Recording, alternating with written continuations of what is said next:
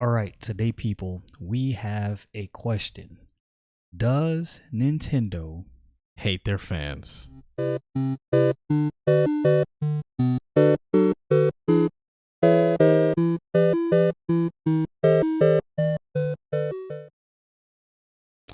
All right, today in studio, I got Control Plaza here. What's going on? What's going on? Yeah, so we was asking a question earlier. Does Oh, Nintendo turn my volume up on my thing. Sorry.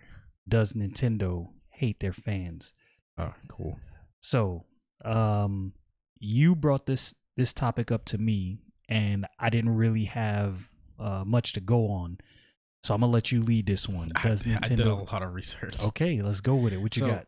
what sparked me to start researching this, right, was I told you about the Toei Animation situation, right, with the dude who like reviews anime and they're like taking like 200 plus videos of him down. No. I told you about Maybe. that yesterday, didn't I? Oh, you did. You Yeah. did. That's right. And how like a lot of Japanese companies kind of move that way on the internet.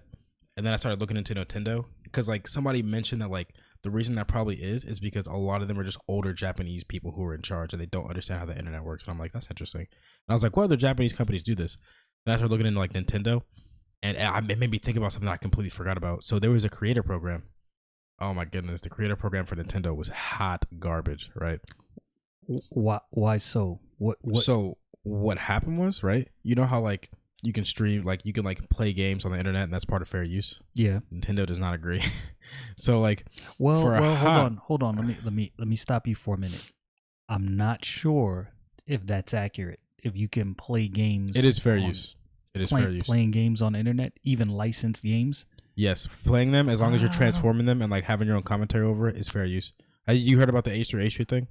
No. Looking. Oh, Looking at sorry. you, camera. I was, You looking at me? I was staring off in the distance. Yeah. No, People so in the podcast will be like, "Who's this dude looking?" the at?" H3H3 thing. You never heard about that? I don't. I'm not gonna lie to you. I don't really pay Okay. much attention I to pay H3H3. A lot. I just sing it. H3H is part of the internet, where you like them or not, love them or hate them. No, He is part I'm of not. the I'm internet not and, saying like- I don't like them. Yeah. I'm just saying I don't pay So, attention to them. What happened was they were getting sued for fair use because they were like reacting to this dude's video, and the dude just didn't like what they said, and he tried to sue them, and they won the suit. Oh yeah. So you can't- it set a precedent right. for fair use, and like playing games, like doing let's plays, falls under that. Now this is before the thing that I'm talking about. The So, hold creator on. program and Let stuff me- like that happened before this. Let me pause you for a minute. So what you're saying is Nintendo doesn't want people to be able to play their games on the internet while people watch. Well, they've gotten more lax about it lately, right? Because I was like, how do you stream? But Like, they're if you're we'll get playing into that Nintendo- too. There's something happened with that too. Oh man, yeah, this is So- getting bad. This is ugly. This was like early years of YouTube, like 2013, 2015, around that Okay. area. Okay. And what they started doing was people who would record Nintendo stuff and put it on the internet, they'd take their videos down. And people were like, "What the heck? You know, we're trying Why? to make money, do this and that." So then they made this Nintendo Creator Program, right? Okay. And it was hot garbage. They took like a line, some of the money you made from the videos that you had their games on, and just they just pretty much if you made a video with Nintendo stuff, you make no money. And if you didn't, if you like weren't on the Creator Program, you were more likely to get like striked. I think it was, and like there's very few people who joined the Creator Program. Like Etika almost joined it. He's like, no. So they don't want you to stream their content. Well, let me finish. You do that, let me finish my point. Okay. So as go the ahead. years I'm have trying gone to on, they've understand. gotten better about it, and they're not like as like attacky about it. They're like they let people record, let people like have let's plays with their games, this and that, right? Okay. But there was this Pokemon game that came out, right? And it came out earlier for this one dude because he's at a different time zone than Japan, Okay. and he was playing it before it came out, and he was streaming it. They took his stream down because it hadn't come out in Japan yet, but it came out where he lived because he was on a different time zone. I wish I was making this up. I wish I was making this up. Yeah, and the thing is, I'm trying to understand. So what I'm trying to do is I'm trying my best to understand Nintendo's point. You know what I mean? Like what? Like because They're just old. Well, That's it. I well, think they're just old. because this is the reason I say that. It's easy for us to Monday morning quarterback and say, well, you know, Nintendo, you shouldn't do this or you shouldn't do that, or why did Nintendo do this way, or why did they do this that way? And the thing is, when you own a company, there's a lot of things that the layman may not understand. I would There's things agree with you. There's things that may cut into the bottom line. But let me stop. when it comes to streaming games, like, bro, I'm playing your game. I'm streaming while I'm playing your game. I'm giving you press. I'm giving you free press that you didn't have to pay any money for. So with that said, no, I don't understand why Nintendo would have a problem with that. And I personally think they're bugging. I think that because they're a lot of the people who work at Nintendo, they're a little older. Because like people who work at Nintendo, if you work at Nintendo, you pretty much work there for life. That's how good, because they have good benefits. It's a pretty fun place to work, right? Makes sense. Would you want to work at Nintendo? Oh yeah, right now in a heartbeat. Okay, Nintendo of Japan, Nintendo of America. So why not Nintendo of America? You've been seeing people who used to work there in the Glassdoor reviews, because I have. It is not a good place to work. So, but here's the thing though. What if you could be no, because if you try to change stuff there, because I know you're gonna say, what if you try to be the change to this and that? Right. There's literally people who try to do that. You know what happened to them? They got fired or put in the desk and to do nothing. So you're saying that they don't allow for any kind of innovation, legitimate change or innovation. Nintendo of America. All right. Yeah. That's because I know what you were gonna say, because I've done unfortunate. research on Nintendo of America, because I'm looking for jobs. So yeah, I feel you. That's unfortunate. They make some cool games, do some good ports, but yeah, they're doo doo. Yeah. Okay. No offense to them. I mean, offense to their people who work. I don't know. It's just I feel like if they change the culture, it'd be better. But so what do you think causes this though? What is it? Just it's the same thing with what's going on in Nintendo Japan. People who are older who don't understand like what's going on. In the culture. Is it just an older, younger thing, or is it a Japanese culture versus Western culture thing? I think that's what Nintendo of America is the older thing. There's a lot of Americans work there. It's Nintendo of America. That's just the older people thing. But I think the Nintendo of Japan thing, like the head Nintendo thing, is a mixture of the difference in cultures and also like just the older generation. Because I think that Nintendo's gotten better as far as streaming goes, because they now understand how it works, right? But they were late to the uptake. You notice. You know what I mean? Like other gaming companies, whenever like the YouTube things started coming out, they're like, oh heck yeah, they were like giving out free game keys, like YouTubers and stuff like that, so they can support their game. Right. Nintendo, which is late to the upkeep, and I don't necessarily think they hate their fans, but I think that the board of directors and whoever's in charge either A, dislikes America, which there's some ground there. Most Japanese companies do not really rock with their American audience, but it could also be that they're just old and a lot of the things they do are antiquated. And they just don't understand technology, because oh my goodness, it's a lot. It's a lot that I have in my head, because I did like a whole like I researched for like 2.5 days. Like I had a free weekend. You went in? Yeah, I did go in because I care about Nintendo and I want them to do good. But it seems like they're self-sabotaging themselves at every turn, at least in America. Like almost like they're determined to struggle. Like they want to. It's like they forgot what happened with the Wii U. People will drop Nintendo, need be, if they mess up hard enough. And I think that the fans of anything, right, make it what it is. Like think about things like Halo or like Microsoft. We've had this conversation. The fans are literally what make the game. Like it doesn't matter how good or bad your game is. If you don't support the fans, that's it, bro. That's it. You're done. Like the fans literally make the game. Like Halo 3. Remember Halo 3? You know why it was so big? The fans. The fan support and the fact that Bungie was like facilitating that. Yeah, they knew what it was. Imagine if Bungie took the Nintendo approach when Halo 3 came out. You think it'd be as big as it is? Okay, so now, all right, so now you opened up a can of worms, because you remember when we started this conversation, what is the thing I said to you? You asked me the question. You said, does Nintendo hate their fans? And what was my answer? My answer was yes. I believe they do. I don't think they hate their fans. I think they're just old. Let me give a caveat. I don't think Nintendo hates their fans in the sense that we don't want you to enjoy our products.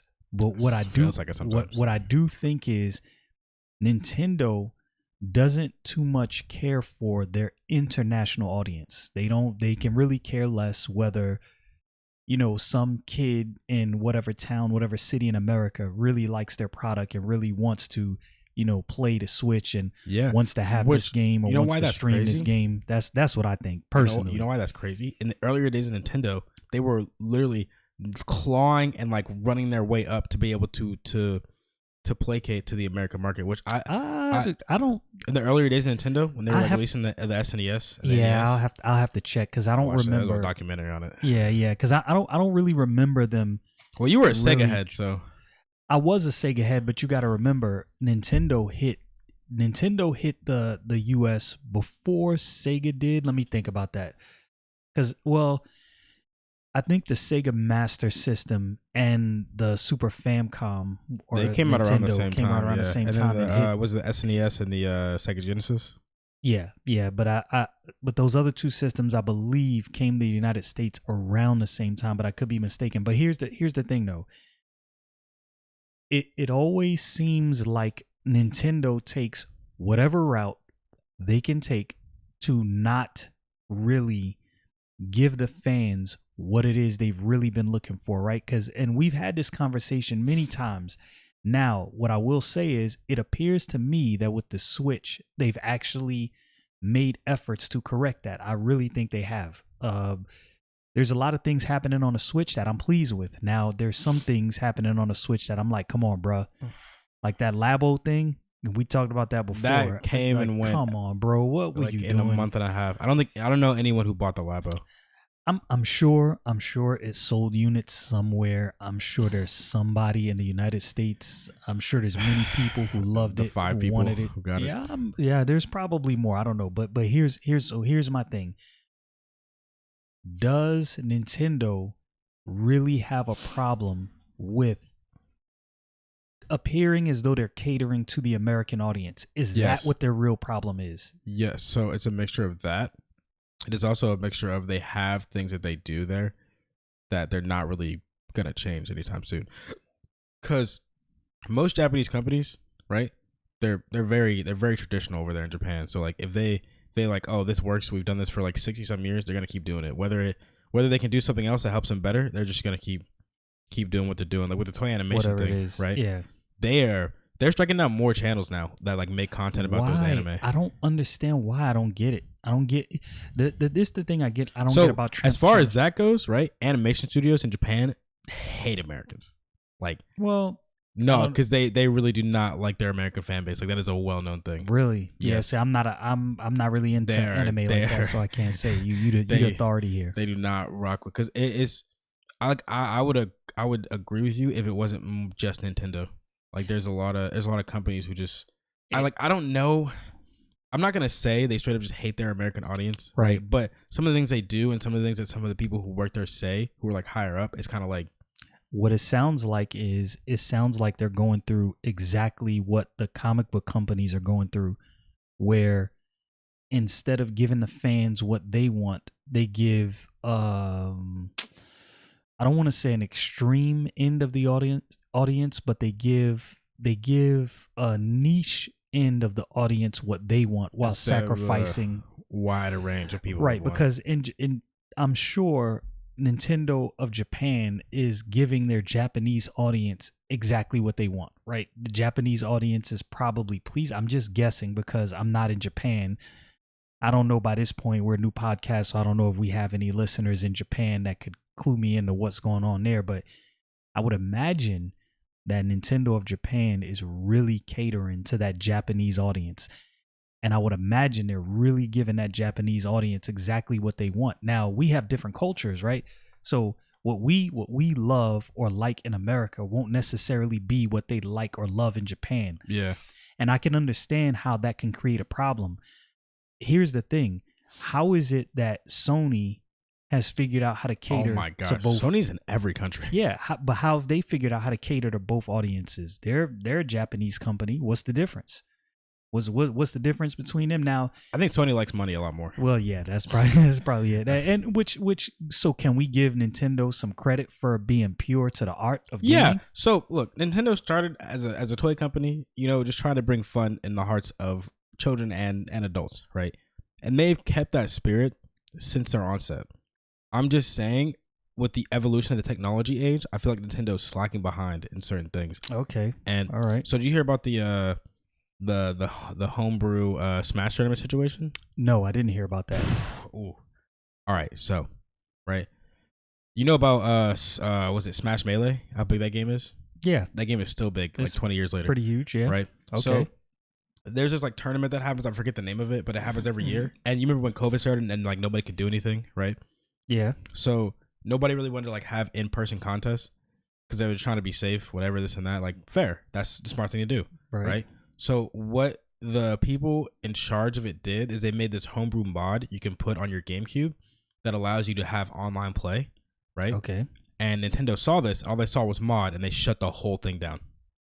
Wow. Like Wow. usually Nintendo's pretty like chill about it, right? That's Like they're not like overly excited about Smash tournaments. They're Right. like, oh yeah, we'll do it. Yeah, that's cool. You guys can do that. So And like sometimes they even promise to like have stuff, and they just don't, and they don't communicate with the tournaments very well. And yeah, so whenever they like had the homebrew stuff where they could like mod the thing to be able to play online because nobody wanted to go in person because they were trying to be safe, they were like, no. So let me play devil's advocate for Nintendo here, just slightly, because aren't they opening a Nintendo or Super Mario World, Nintendo World, whatever it is, in Orlando? No, I think that's in Japan. Well, there is one in Japan, but if I'm not mistaken, they were opening one in Orlando. Let's let me do this. I'm gonna check on that because I was really. Oh yeah, it will. Universal Orlando. Yeah, the Sun. Okay, the There Sun we talked go. about it. Oh, this is June 2020. Here Dang. we go. Let me see. Yeah. Apparently, it's coming in 2023. So another year. Nintendo World, is that what it's called? They're calling it Super Mario Land. Nintendo World Super Orlando. Mario Land. Let me see. Oh, Super Mario Land. Yes. Super Mario World. Yeah. Apparently, it's gonna Orlando. double the size of the park. Okay, so let me. Oh, Super Nintendo World. Yeah, right. So I don't know. Oh, okay. It is Super Nintendo World. Mario Theme Land is gonna be the first one. It's supposed to open sometime early 2025. This doesn't look too bad. This doesn't look too bad at all. No, yeah. I mean, that's cool. That's cool and all. I like it. What are you playing Devil's Advocate for, though? Well, because if they don't care about their American audience at all, then why would they do this? I'm not saying they don't care at all. I'm saying they care less than they do about the Japanese audience, which I understand, but it's to a fault, right? Like the fact that Nintendo of America is a worse place to work than Nintendo of Japan kind of tells you everything you need to know. I always wonder why that was. I wonder what it is I about. don't know because if you because I looked up videos of people who used to work there, and I looked at the Glassdoor reviews, and it is like unless you're like high up and you're like kissing the higher ups booty cheeks, you're not doing much. Yeah, see, that's odd. I never found that to make sense because you would think that Nintendo of Japan would understand that we have the opportunity to really make a lot of money in this Yeah, in this Western mostly market. what they So, do there is like ports and stuff like that, or like translations. yeah, which I guess I kind of Because understand. I would understand too. Nintendo, Yeah, look, one thing Nintendo knows how to do that I will never fault them on. They know how to make a good game. Okay, they do. That's just we've talked about this before. they Nintendo literally games, cannot they do miss. They do what That they is, do. they do a lot of things, but they do not miss. Yeah, they make it happen. So, I can definitely give you I that. understand why they would do something like that and just have them like port them over and stuff like that, or like just work on maintaining servers and Right. stuff. But the fact that it's a worse place to work, like the home company kind of is like, and the fact that the culture is so different there, you know, like Nintendo Japan, it's just like how hard you work. That's Right. what happens. But I think that's a cultural thing as well, because like a lot of American companies are kind of exactly like how Nintendo of America is working, where you like you don't kiss the butt of the highest ranking person, you don't get anywhere. But Unfortunate, in but Japan, true. it's like it's how hard you work, like how much work you put in. Like if you like working like 80 hours a week, you'd see you're gonna get like pretty big praises. But in America, it's like whose butt you kissing? You know, whose butt you kissing 80 hours a week? What I wonder if Nintendo is cognizant of how they appear to their fans on the West, or do Even they if they are, do they I even care? don't think they care. Yeah, I don't think they care. Right. So okay. So that's why when you asked me the question, you said, "Does Nintendo hate their fans?" My answer right out the gate was yes. I think it's a nuanced answer. I don't think it's a simple black It and is. white. I can give you that. It's, I can give you sometimes that. it looks like it, and sometimes they'll give us stuff. I'm like, okay, this is dope. I'm glad they did this. Right. Right. It's like I don't think they hate their fans. I think they're just lukewarm to their Western audience, and they're just gonna keep doing what they're doing. Which, in my opinion, this is my humble opinion, if Nintendo keeps on this trajectory, Sony might eat their lunch. I'm not gonna hold you. Sony or maybe even Microsoft. No, right? not you Microsoft. You don't think Microsoft? No, Microsoft is done. You done? Yes. Okay, you guys explain. So as far as the console wars, Yeah. yeah, Microsoft is done How so? Please. because explain Halo's on this. PC now. Okay. Valid point. Bang bang. That's it. Bang bang. That's it. Halo's the only game that gives Microsoft big numbers. I don't care what anyone says. okay. The only game Shots fired. that Microsoft has made that's been able to got it. move units like a Breath of the Wild or a Spider-Man right. is Halo. And the thing about Nintendo and Sony, they have multiple games that can do that. Microsoft only has Halo. And they've tried to recreate it multiple times with other games. You know, Sea of Thieves, some of like the Xbox exclusives they have. Yeah. But no game is going to hit as hard as Halo. And the fact that Halo's on PC now, that's done. They're no longer in the console wars. But okay, so what about all the people like myself? I am not a PC gamer at all. Now that doesn't mean I can't at some point enter that PC gaming realm, which is possible. I might do that. You should. It's very you could virtual machine your thing. But let me ask you this question though. There are large swaths of people who it doesn't matter that this game is on PC now. They're not moving to PC gaming. It's just not happening. They're console gamers, and it's kind of a nostalgic thing, which I kind of understand.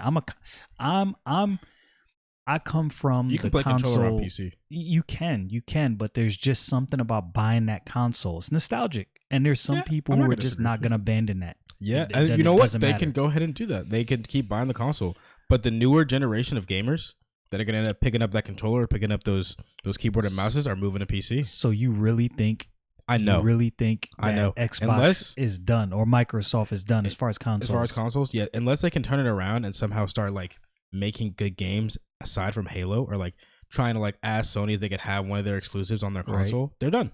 That's it. So you remember the argument I pitched to you about Apple getting into gaming? So I went in the Apple store and I told one of the guys, I pitched him my idea. And he was like, yo, you know what? About what? Making a game studio for Apple? Well, no. Not making a game studio. About Apple getting into the gaming space heavy. I gave him my Apple getting into gaming conspiracy theory. And he was like, yo, you know what? What you said actually makes a lot of sense looking at the moves that Apple has made. Listen. Company like Apple, right, is in the exact right strategic position to destroy Nintendo. They are. And I don't think Nintendo understands. Because, like, for the first time, I agree. Since, like, the Nintendo 64, Nintendo's in the good graces of almost every fan as far as the consoles go, right? Yeah, the Switch. I'm pleased 100% with the Switch. And I think they're getting, like, a little too overzealous. They don't understand, like, even though they're still, like, chilling, it's still a competition, nonetheless. Because you remember how far they dropped when the Wii U dropped? They were literally like on dire straits. But the thing is, they made so much money though. No, they had to. The thing is, they had to lower like costs, and like there was one of their CEOs who had to like lower his paycheck by like over like 40%. But didn't they make? Maybe I'm mistaken. I always talking about like back in the day. Well, no. I'm talking. Yeah, I'm talking about the Wii U. I always thought that they made a whole boatload of money off of the Wii U. Like sales. Off rip. Yes, but in the long run, they failed, and they had to like cut a lot of costs. You know what was keeping them afloat that whole time? What was keeping them afloat? The DS. Oh yeah, that's why they made the DS Switch was Lite. making moves. Yeah. Switch Lite was pretty much made to replace the DS in case they do, end up. Yeah, DS was taking a dookie. DS was making moves, and I think that's why they came up. I honestly think that's where the Switch Lite came up, and I think that's exactly why. Yeah, and I think we talked about this on one of the other podcasts. I can't remember what because you were trying to you were like, why would they? You were confused as to why they would make the Switch Lite. I had to explain. I was like, yeah, well, they had to have something to replace the DS. Right, and also that's why, because I remember bringing up, that's why I can see why they stopped supporting their games on Apple. Like that, those games were bad anyways. Well, no, sorry, I didn't mean to scream. But not only were they bad, they were cutting into their own bottom line. Yeah, you get you have this Switch Lite and you have these games on iOS. Like that's not gonna work. Apple used to make. It's Gameville. I want to work at Gameville and just make the Gameville great again. Gameville, yeah, the game. They made Xenania. That was a go-to game, and they took the original games. Didn't Gameville make something else? Gameville made something else. They made a lot of games. I don't remember. Yeah, but they were like a really big mobile developer, and I don't know what they're doing now. But I want to work at Gameville one day and just make Gameville great again and bring back Xenania. People miss Xenania. Xenania 1 and 2. Those were go-to games. Yeah, I was telling you, if I was you and your friends, that's what I would be doing right now. Is looking at like where is the new game development house? What are you talking about? Like you know how So let's go through history. So Nintendo, of course, the game development houses used to be the console developers themselves, right? So you had Sega and Nintendo. They were the two big boys on the block. Then you had Konami, right? And then you had Electronic Enix. Arts. Then you had Square Enix. Yeah. Then you had Ubisoft. Then you had Rare. Then you had what was the other one? Bungie, right? Where is the next big video game house? I guess we'll see. And I'm telling you, this is prime time, because I'm going to tell you what is going to get somebody over that hump. The next video game, listen to me, all you programmers out there, hear my voice. The next development house that comes up with a cross-platform game that's fun, that you can play on mobile against people on PC. Oh, somebody did that already. What I'm talking about, a game of notoriety, something. Yeah. Yes. What game? Genshin Impact, Fortnite. Okay, so that game is good, but it's not in the level I'm talking about. I'm talking about. Hear me out. Fortnite is big. It is big. It's literally a cash cow. Okay, what else does that company make? Talking about Epic Games. Epic Games, are they the ones that did Fortnite? Mm-hmm. So they're the studio themselves. It wasn't a smaller studio that they bought out. It was them. Okay, well, and the thing is, corrected. Epic Games they failed a lot with a lot of different games, and Fortnite was their first big cash cow, and now they do Epic Games. Love or hate the game. Fortnite, Epic Games is a cool company. No, I don't hate Fortnite. I don't hate Fortnite. I don't think it's fun anymore. Yeah, that's why I don't like it. I thought it was a smaller gaming house that made Fortnite, and I mean, Epic Games bought them out. was a smaller game. Like they kind of used to be smaller. Yeah, I guess I just don't remember. New. Yeah, I don't remember them being small. I like Epic, right? Because they started making all this money, and like when they first made their company, because Epic is behind Unreal Engine. I hope you know that. That's them. I'm pretty sure I did know that. Yeah, maybe I did. They own Unreal Engine. I think I did. That's them. They literally changed so much as far as like game development and game design goes in the past like 10, 15 years, and I don't think a lot of people understand that. Okay. And like I didn't even understand it until I went to school for it. And I'm like, whoa, like Epic is really like deep in there. They're changing and the game. Like, when they were like first starting out, they were like, or all pun intended. They were like, we want to start giving out games for free to this and that. This was like years ago, right? And when they started making money off Fortnite, you know what they do now on the Epic Game Launcher? What do they do? They give away a game for free every month. Hey, for Epic Games, there you go. Hey, they had GTA free a while back. There's a good games that are free. Epic Games, hey, they doing it out here. Shots fired. Shots fired. No, but literally though, they're a good company, right? Love them or hate them, Epic Games is a good company. I remember they came to my school one day and they were looking for interns. And they were like, "You will literally fly you out to just stay there, just do intern stuff while you're in school, do this and that." And then when COVID started, they kind of just shut all that down. Yeah, pretty much. To burn that into the ground. Epic Games is a good. Again. I like Epic Games. If I worked for Epic Games, I'll be happy. That's a cool company to work for. Like that's like probably one of the most underrated game companies ever, because everybody tries to work at Rockstar. See, I didn't know everybody any of this. Tries to work at like Rare and stuff like that, and they're good companies. But I think that Epic Games represents everything that can be good in game development. And like, there's some stuff they do that's kind of stupid. I'm like, okay, this is kind of dumb, whatever, this and that. But they're chasing that bag in order to do better things. Do you think that the reason people wanted to work at these other companies, because like me, like you from a programmer's and a developer's standpoint know more about the intricacies of these companies than I do. I know at a peripheral, right? I play the games. I know some of the development companies, but I don't know many of them, right? So you have insight I don't have. So do you think that's why a lot of people gravitate toward these other companies, because they don't have the right? Yes. So like me, like I said, they don't have the insight that you have on some of these companies. Like EA is actually a pretty good company to work for. You get a lot of hours, but EA has been on top of the game since Well, I'm not saying that they're running things. I'm just saying EA has been at the forefront of gaming since I was 10. Working for EA would be cool, but what they do to their fans, I'm kind of just like, sometimes I'm disappointed. I'm like, come on, dude. Maybe the problem is that it's the money. Yes, it's the money. I'm telling you, for sure. Yeah, for sure. But maybe kind of as a connection point to that, maybe one of the big problems is some of these companies don't invest enough in, I don't know the right word. Not marketing isn't the word I'm looking for, but when you not curate fan outreach. Yeah, fan outreach. That's the word I'm looking Bungie for. should do that a lot. Because I think if you have a lot of fan outreach, you know your fans, right? Like for instance, kind of gonna deal with something that's a topic that's on everybody's mind right now, the new Matrix movie. Bro, in my opinion, I'm not watching it. In my opinion, now if you're the creator of something, it's your baby. You created it, so far be it beyond me to tell you how to run your creation. But if you're creating something for your fans, then you would think you would see, well, what is it that my fans like? What is it that my fans want? And it seems like they just didn't do that. And the reason I said that is I think some of these development houses, some of these game studios have that same exact issue. You know what? I'm gonna have to disagree. I'll tell you what it is. Okay, shoot. So one of the most important things that they teach us, right, in game development is make a game that you would be excited to play. Okay.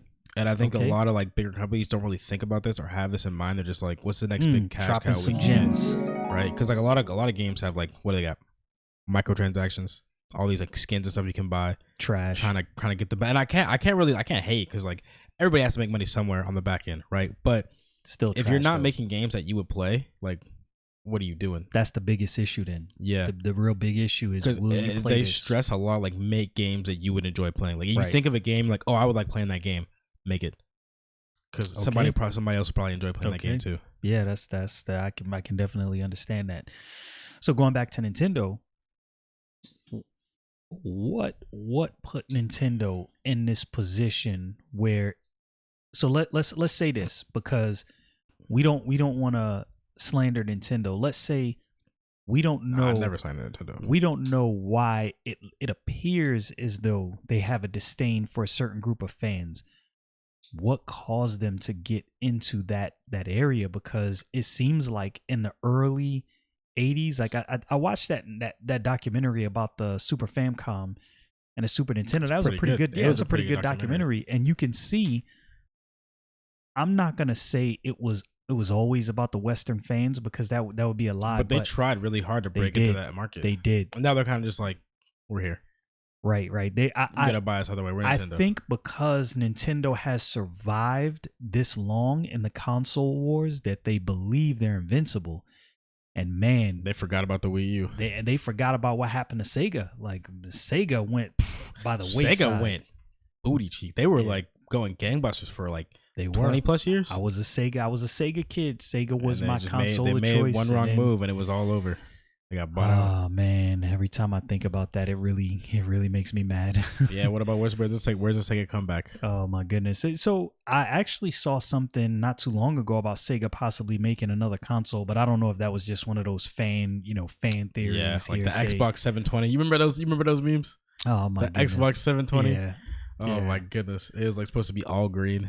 So crazy. That's so crazy. That's so wild. But I don't So I have to retract my statement and say, being hyperbolic, of course, Nintendo doesn't literally hate their fans, but in practice, they hate their fans. Maybe not like just outright. Like there's nobody at Nintendo saying, yeah, we hate. But the things fans. they do make you think. Man, it's like, why? Yeah. Why are you doing this? And even like the Edicon situation. Oh, with the Joy-Cons, with the literally all the money was going towards like a charity, suicide prevention charity. Okay. Yeah, and there's like shut it down. So this the thing. This Nintendo misses the ball so many times. Because I would understand if they were like shut it down, but we'll help you actually do it in a better way. This and that, so we can also get money. Or just partner with them. Like, hey, there's this kid doing this cool thing who loves Nintendo. Hey, we're partnering with him because we want to help him do, whatever this thing is. But it just seems like this is why I say, is this really a cultural thing, right?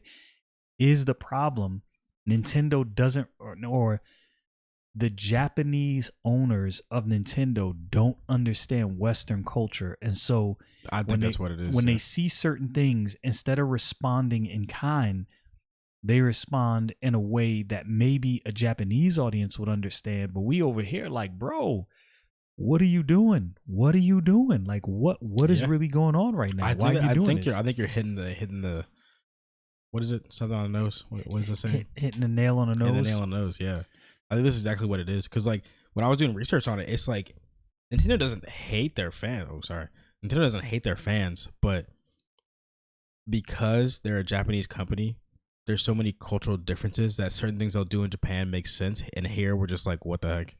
Yeah, and they don't get that. They don't get those Yeah. differences, and it's not really connecting. And I don't necessarily think it's their fault because it's like, what are they supposed to do? It's like it'd like be like an American company trying to understand what's going on Yeah. in Sweden. Yeah, You know what I mean? I'm not completely saying this is all Nintendo's I fault just and think they need to they should do understand. better because it might. I'm not saying this will happen, but it could get to a point where fans just get fed up and they're like, you know what, I'm done. They should at least, at a bare minimum, Nintendo should at least take the time to understand. Yo, this is the fan base we have in this region. You ever heard about the Nintendo Ninjas? No, man, you're like Nintendo lore. Oh, Hit us. oh yeah, hit oh us, yeah. Hit us with it. Nintendo Ninjas, right? Drop the gems. They're like the dudes that come to your door when you do something that you're not supposed to do, preferring like Nintendo stuff. So you remember, you know about Etika, right? Yeah. You know about how he like had the fake Switch. That's how like the Joy-Con boys became made. You don't know No, the story about the Joy-Con boys? Well, vaguely, but Okay, let's tell the audience. One December night. Okay. One December night. Here we go. Desmond Amofa was streaming on YouTube gaming, right? And somebody donated like a bunch of money, and this was like a few like 6 months before the Switch came out, right? Okay, all right. And somebody donated a lot of money. He started freaking out. He was like already tipsy. He was just like chilling, having a good time on Twitch or on YouTube. Somebody did like tip like I think it was like $500 something like that. He's like, "This is why I love you, boys." And he brings out this fake Switch he had, right? And like he's like, I don't give a heck. He's like, Joy-Con boys, and that's how it started, right? And after he did that, Nintendo took the stream down, and he said he got visited by the Nintendo Ninjas. They were telling him pretty much you might get sued, and he had to explain to them it was a fake Switch. That's the only reason. That's the only reason he got saved. The Nintendo Ninjas are a real thing. Like they will come to your door and be like, "Oh, watashi wa my Nintendo Ninjas." Yeah, Nintendo about that Sue life. Yeah, don't but be that is an actual thing. Samurais come to your door. It was an urban legend for swords. such a long time, but somebody I forget who confirmed it. You want to test my Wu-Tang style? Yeah, that's a real thing. Like you mess up big enough, the Nintendo Ninjas will be paying you a visit. Be like, that is crazy.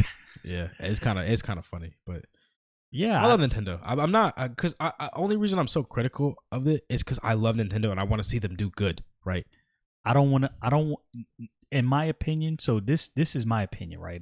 Nintendo's part of my childhood. I was a Sega kid. Sega went by the wayside. I started rocking with Nintendo, right? I didn't jump on the Xbox wave.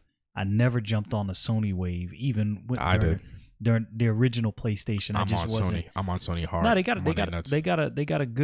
a good system. Sony definitely, they're doing their thing. I just was never.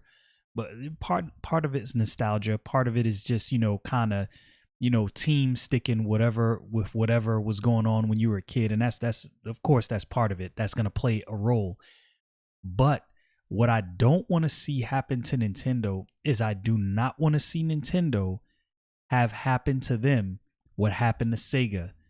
I don't want to see Nintendo. Nintendo can't fail. Not that. So when I say that, I don't mean they can't fail. Like they literally. But if can't they fail. do, the implications will be huge. Man, like that'd be devastating for gaming. It'd be like a death in gaming. It'd be like this. It'd be like Stan Lee. That's a fact. They did. Nintendo. Do you hear me? You have to survive. I'm probably gotta take this video down. Please. Can I get a visit from the Nintendo Ninjas tomorrow? Listen to your fans, Nintendo. You have to survive. You can't do this to us. I want Nintendo to thrive. I want them to survive. I want Nintendo to be top of gaming. Can that be a thing? No. In this day? No. One can dream. One can dream. But side note, segue kind of back to what I was saying about Apple, and you kind of touched on this. Apple is in prime striking position. Yeah. The amount of money that Apple has on hand, it's dangerous. Like if I was a company in the tech space, I would be so nervous about Apple right now. Because Apple's making a lot of different like strategic moves like the M1 chips they're putting in everything. Oh right? my goodness, And it's like so right now we're talking, for you guys that don't know, we're using an M1 Mac Mini. That's how we're it is doing this insane. podcast. It is. I might. You know what I'm thinking about, right? Instead of building a PC, I'm thinking about just getting one of the newer Mac Minis and VMwaring it. I'm Because when you told me about it, I started looking up the stats. I'm like, yo, this is actually like it is super it outperforms nuts. some iMacs, like the big iMacs that they used to like so make movies. My M1 Mac Mini, I got 8 gigs of RAM, outperforms some Mac Pros, and I'm not talking about Mac Pros from 20 years ago, 15 years ago. I'm talking Like about Mac Pros. Yeah.